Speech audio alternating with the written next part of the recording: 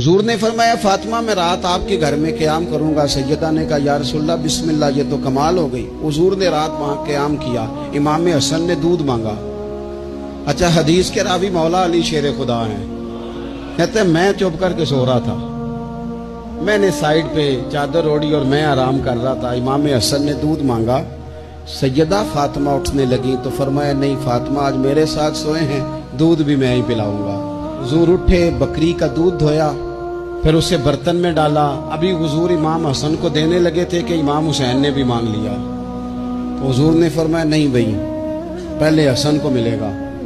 तो हजरत फातिमा रदी अल्लाह ताला अन्हा अर्ज करने लगी या रसूलल्लाह लगता है हसन से ज्यादा प्यार है। फरमाया नहीं फातिमा, प्यारे दोनों ही बड़े हैं पर मांगा पहले हसन ने है ना, मांगा पहले हसन ने। फिर हुजूर फरमाने लगे, हजरत अली फरमाते, कहते हुजूर फरमाने लगे फातिमा तू भी, मैं भी, हसन भी, हुसैन भी, और ये जो सो रहा है। कहते मैं तो चादर ओढ़ी हुई थी ना। फरमाया फातिमा मैं भी, तू भी, हसनैन भी, और ये जो सो रहे हैं, फरमाया सारे मिल के जन्नत में दाखिल होंगे।